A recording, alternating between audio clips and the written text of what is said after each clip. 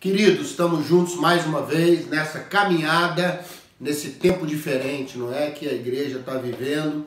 E eu quero reafirmar o que já tenho dito, não desisto das minhas afirmações. O Senhor estava antes disso e vai estar depois disso.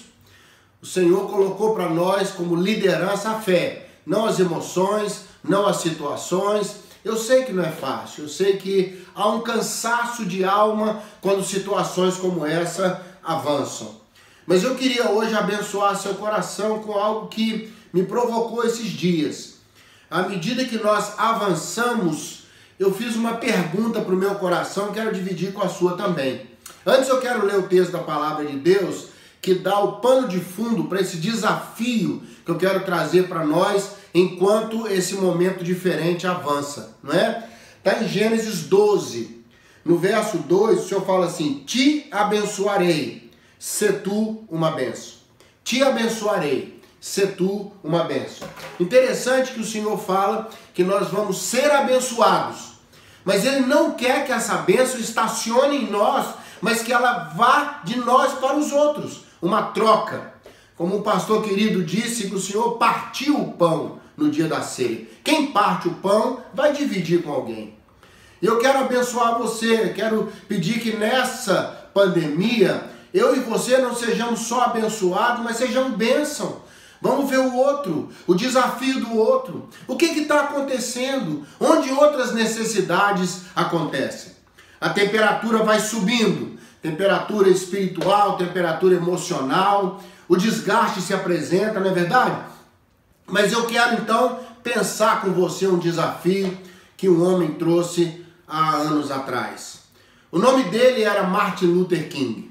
Ele foi assassinado, ele era um afro-americano, defendeu os direitos iguais e ele foi assassinado no dia 4 de abril, às 18 horas, na cidade de Memphis, no Tennessee. Ele era um pastor que defendia pensamentos de igualdade e num dos seus discursos, e isso que eu quero compartilhar com você, perguntaram a ele sobre a igreja. Para onde a igreja iria? Como seria a igreja? E ele faz um comentário que me desafiou, eu espero que desafie você. Luther King disse que a igreja primitiva era um termostato, não é? E que a igreja atual estava virando um termômetro. E que ela deveria voltar a ser um termostato. Eu acho tão interessante que termostato é aquilo que mantém a temperatura. Ele não deixa que ela escape. Ele controla a temperatura, ele avisa da mudança, ele sinaliza a manutenção. Por outro lado, o termômetro só fala quanto está a temperatura. Ele só acompanha a temperatura. Ele somente diz, olha, está mais quente, está mais frio. O termostato não, ele avisa, chegou no limite. É aqui que tem que manter a temperatura. E ele trabalha nessa direção. Quero pedir a Deus que nesse momento tão diferente, eu e você sejamos termostato e não somente termômetro. Nós não vamos ficar só assistindo e dizendo está mudando isso, está mudando aquilo, as pessoas estão sofrendo, outros estão cansados. Nós vamos ser termostatos de Deus. Nós vamos ser aqueles que mantêm a temperatura, aqueles que mantêm o coração aquecido, aqueles que mantêm a fé estável. Não somente sendo abençoados. Eu tenho certeza que Deus tem abençoado você, sua casa, vai continuar abençoando de uma maneira ou de outra. Deus tem seus caminhos, mas eu quero desafiar também que sejamos bênção para alguém. A mesma proposta que Deus fala em nos abençoar, Ele fala em sermos bênção. Ou seja, Deus quer que a bênção esteja em movimento na nossa vida. Deus tem sido generoso com você, seja generoso com alguém. Nessa pandemia, quantos estarão precisando de um apoio, de um reforço?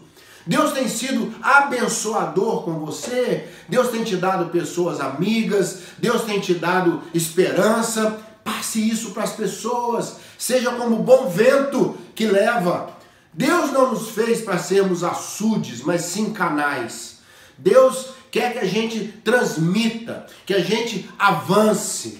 Quando Deus escolheu Eva para aquele homem, Adão, lá no jardim, por que não escolheu um animal? Porque não tinha como Adão, transmitir afetos, transmitir esperanças. Né? Um pregador disse que uma coisa é você ver o pôr do sol com a sua namorada, outra coisa é ver esse mesmo pôr do sol com seu cão de estimação. São experiências diferentes. A permuta de alegria, de afetividade do outro para mim, de mim para o outro, são os canais. Então que nesse tempo diferente, sejamos também diferentes.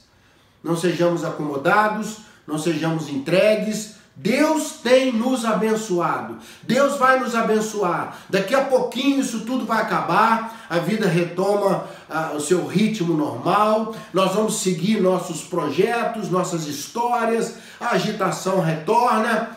Mas que sejamos aqueles que aproveitam a oportunidade nesse tempo de sermos diferentes também. Não só um tempo diferente, mas nós também sermos diferentes. Diferentes positivamente. Sermos abençoados e sermos bênçãos. Fica aí o desafio para você, fica aí a proposta, fica aí o tempo de você frutificar, de você deixar o que vem das suas raízes saírem nos seus galhos, nos seus ramos, e aquilo não ficar estocado na sua vida, mas fazer parte da sua vida para outras vidas. Deus te abençoe. Vamos em frente. O melhor está chegando. Deus vai continuar nos abençoando. E vai continuar nos dando a oportunidade de ser bênção. Eu sou o pastor Zezinho, aqui de Belo Horizonte. Deus te abençoe.